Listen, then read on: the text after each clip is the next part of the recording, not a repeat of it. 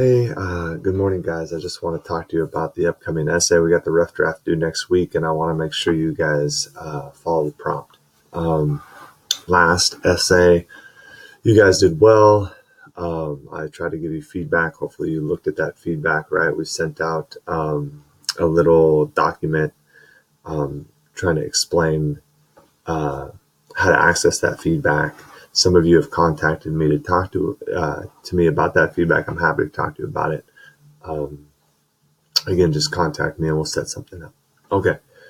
But moving into this one, we're going to need,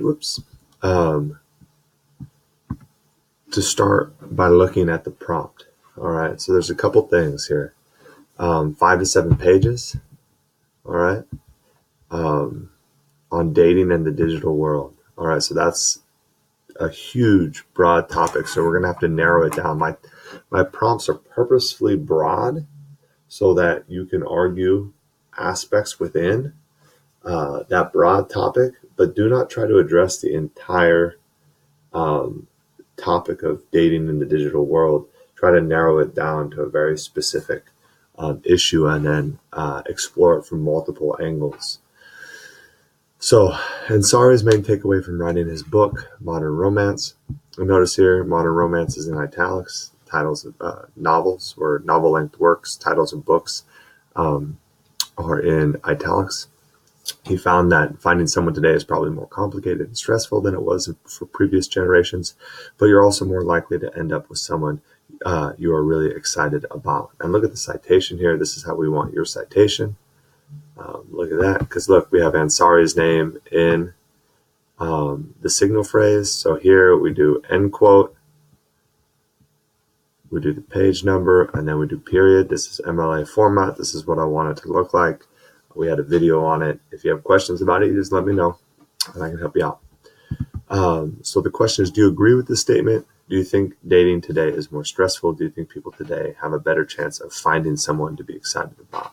So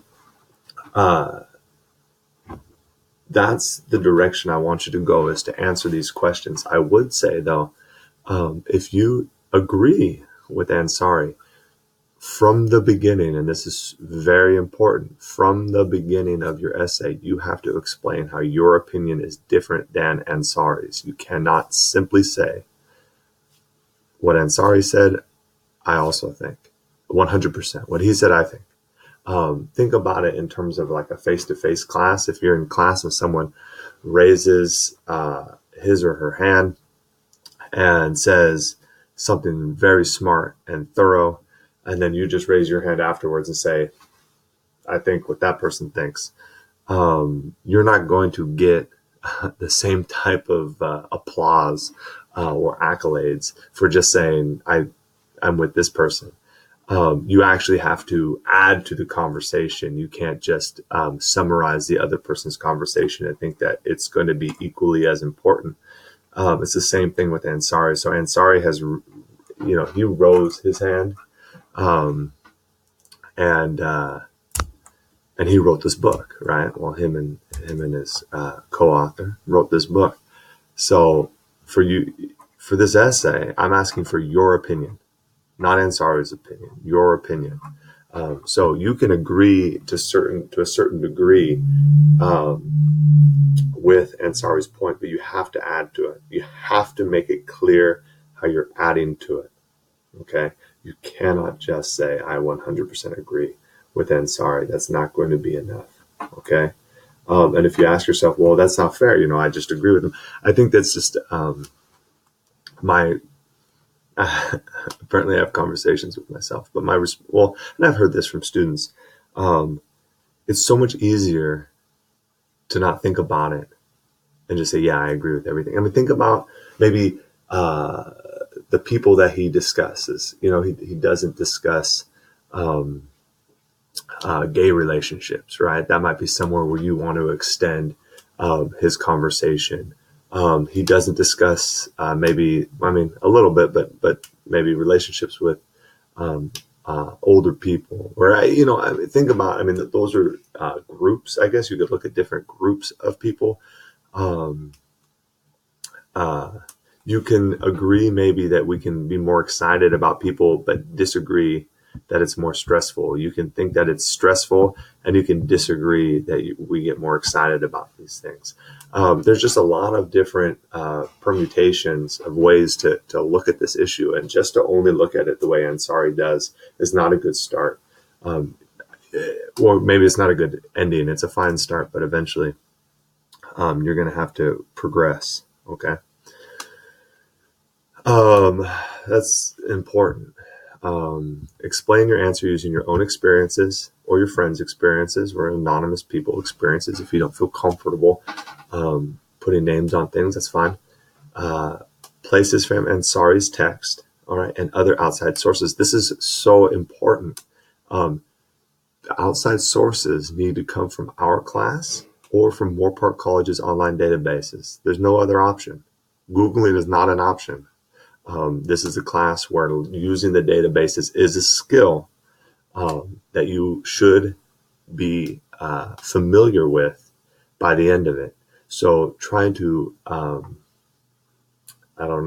sidestep or circumnavigate this skill set and just say, well, I know how to Google. Well, I'm telling you, it's not always effective. When you Google and you find whatever you find and you put it in to an academic essay, it's not always an effective way to go about it for a lot of different reasons.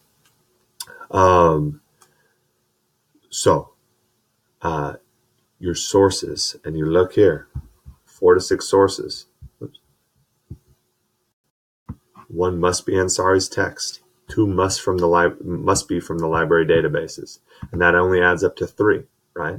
So that means that you can also use a source from our class, or you can use more from the library databases. You cannot use things that you Google, and I'll know if you do, because the way you cite sources, right, for databases, if you go to Purdue OWL,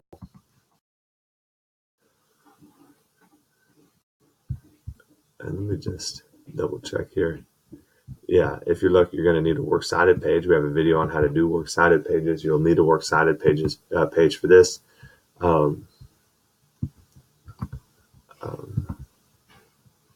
But if you come over here,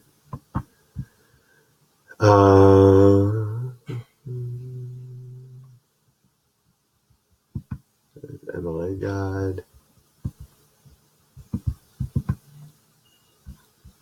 All right, let's see here.